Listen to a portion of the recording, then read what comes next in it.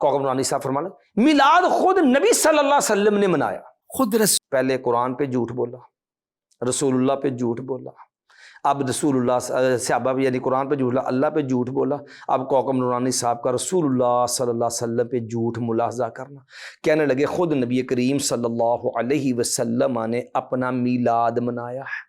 کہنے لگے نبی کریم صلی اللہ علیہ وسلم ہر سوموار کو روزہ رکھتے تھے۔ بھئی یہ رسول اللہ صلی اللہ علیہ وسلم میلاد کی خوشی میں رکھتے تھے؟ یہ اللہ کی طرف سے ایک حسن اتفاق ہے، اللہ کی طرف سے ایک مدبر امر ہے، اور وہ مدبر امر کیا اللہ کی طرف سے کہ سوموار کا دن پیارے پیغمبر کی ولادت کا دن، سوموار کا دن پیارے پیغمبر علیہ السلام کی وفات کا دن، اور سوموار کا دن اللہ کے ہاں عمل کی پیشی کا دن، یہ چیز تینوں سوموار میں ہوئی ہیں، لیکن روزے کا سبب ولادت کی خوشی نہیں ہے۔ رسول اللہ صلی اللہ علیہ وسلم نے روزے کی وجہ بیان کی، آپ نے مایا میں سوموار جو روزہ کیوں رکھتا ہوں، مایا ہی ہے یرفع العمل، اللہ کے عمل پیش کیے جاتے ہیں، احب ان یرفع عملی وانا صائم،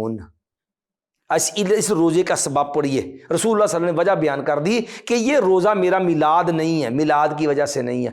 میں اپنی میلاد کی خوشی میں روزہ نہیں رکھتا۔ نبی علیہ السلام روزہ رکھتے ہیں سوموار کا، کس لیے؟ یرفع عملی وانا صائم، کہ میرے عمل اللہ کی بارگاہ میں پیش اور میں کیا ہوں، روزے کی حالت میں ہوں۔ یہ روزہ ولادت کا نہیں ہے، یہ روزہ نبی محمد صلی اللہ علیہ وسلم رکھنے کس لیے کہ اللہ کے عمل پیش ہوں تو میں روزے کی حالت میں ہوں۔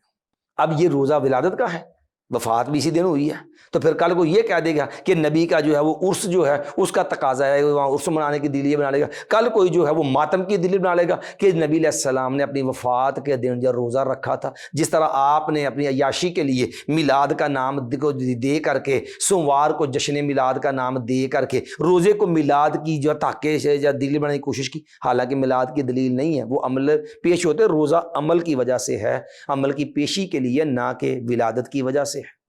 اب دیکھیے رسول اللہ فرما رہے میں روزہ اس سے رکھتا ہوں کہ میرے اللہ کے عمل پیش ہو، میں روزے سے ہوں، یہ کہتے ہیں اسی روزہ رکھا کہ پیدائش ہوئی تھی،